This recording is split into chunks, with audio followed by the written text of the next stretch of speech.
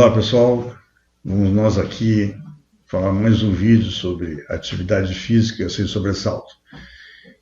Espero que vocês estejam num bom momento, independente do período do dia. O assunto que nós vamos abordar hoje é a indústria e a atividade física. Ora, a primeira coisa que a gente tem que levar em consideração é que a indústria visa lucro, senão não existiria. A indústria pode até fazer alguma benemerência, mas o objetivo final dela, pelos seus acionistas e pelos seus donos, é que ela tenha lucro. E a atividade física, desportiva ou de lazer, é um grande filão, se mostrou ao longo dos últimos anos, um grande filão para a indústria de esportes, de calçados esportivos. Então, o que eu queria chamar a atenção é que muitas vezes a propaganda é muito mais poderosa do que a realidade. Né? A gente vê que em determinado momento existe uma tendência a fazer com que o indivíduo procure um tênis que seja adaptado ao seu tipo de pé, que corrija a pronação, que corrija a supinação, que tenha elevação do arco, etc. e tal. Mas os trabalhos não têm mostrado que isso, de alguma maneira, seja realmente benéfico ou previna lesões. Tem trabalhos desenvolvidos com cadetes de West Point durante mais de dois períodos consecutivos, 2 anos consecutivos, nos quais foram dados para aqueles indivíduos, independente do tipo de pé, para um grupo um calçado normal, um tênis normal seria uma correção, e para outro grupo tênis corrigindo, pronação, supinação, etc., dependendo do que fosse detectado de diferente, né? Não vamos dizer anormal, mas de diferente do usual naqueles indivíduos. E depois do acompanhamento por 2 anos, o número de lesões nos 2 grupos foi exatamente igual, ou seja, aquela superioridade aparente dos tênis adaptados para o indivíduo não se mostrou real como a propaganda defendia. E não é só esse trabalho, tem muitos outros. Então, assim, outra coisa que chama atenção é que as pessoas pensam que uma chuteira, por exemplo, as travas são feitas em função de algum estudo aprofundado para aumentar o arranque e controlar o desvio rotacional e prevenir lesões.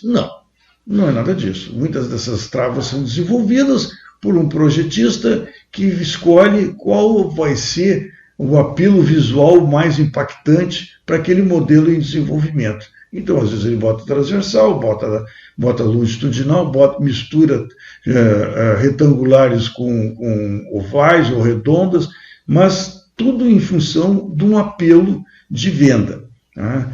Então, ao contrário do que a gente pensa, não existe tantos trabalhos assim, objetivando algum tipo de solado que previna lesões dependendo do esporte que o indivíduo pratica.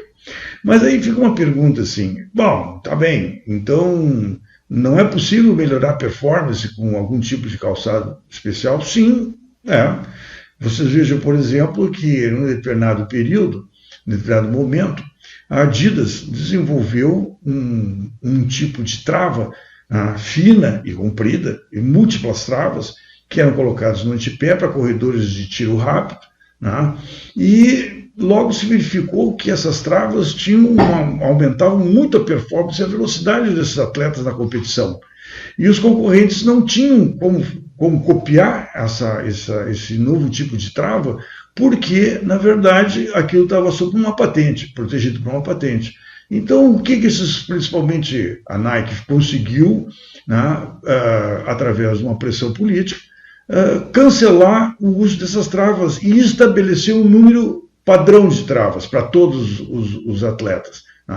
Então, do ponto de vista ético, se nós estamos querendo ver a performance do atleta e não do solado do sapato, o que a Nike conseguiu é mais do que correto.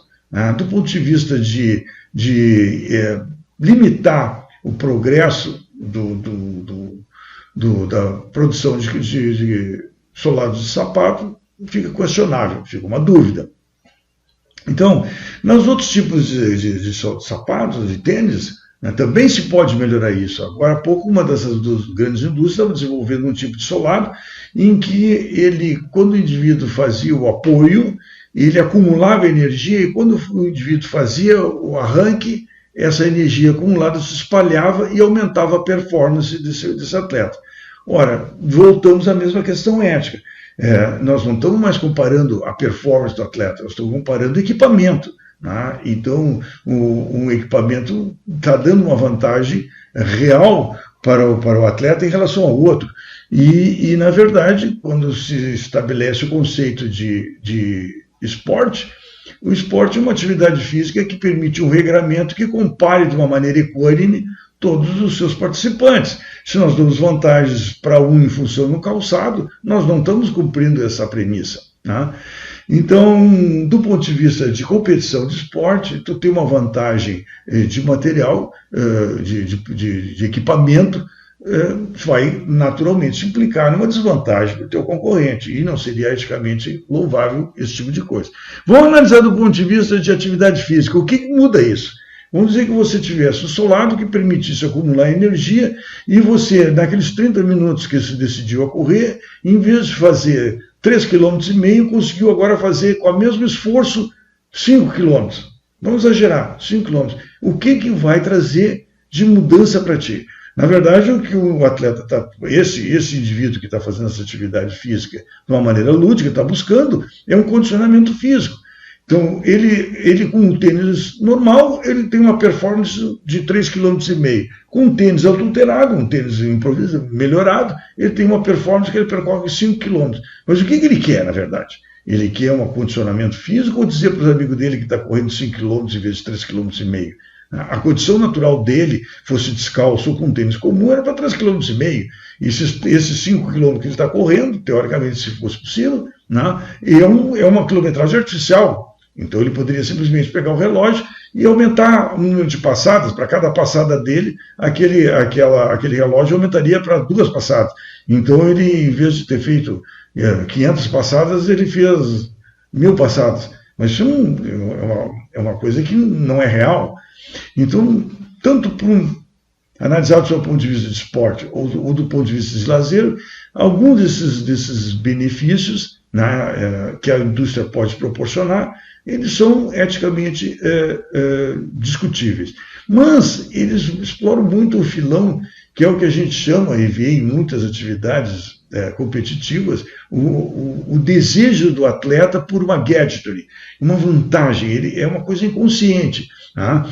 Agora tem uma nova raquete que aumenta a potência da batida. Não, mas então isso me interessa, porque daí eu vou ganhar do meu concorrente habitual que vive me tocando flauta. Eu vou comprar essa raquete nova e daí sim ele vai ver o que é bom. Mas então, nós não estamos mentindo a nossa capacidade, nós estamos mentindo a capacidade do equipamento. Então, tudo isso tem que ser levado em conta. Né? Todo mundo gosta de ganhar, então, às vezes, o indivíduo não está conseguindo atingir esse objetivo de uma forma regular, não porque ele esteja deficitário de equipamento, muitas vezes é porque aquela modalidade esportiva não é ideal para ele desenvolver o potencial que ele tem. Então, muito cuidado com isso. A gente tem sempre que se lembrar que o mais importante que o equipamento é o indivíduo. Esse é o foco tanto do esporte quanto da atividade física. Na atividade física, para um bem-estar melhor, para uma condição de vida mais saudável, e no esporte, porque o indivíduo, de alguma maneira, quer ser competitivo, e isso também se traduz em alguma satisfação para ele, ou às vezes até ele é patrocinado, etc, etc. Mas o foco é esse, o que importa é o indivíduo, o resto é complemento. Espero que tenha sido útil para vocês de alguma maneira. Até logo, até o próximo.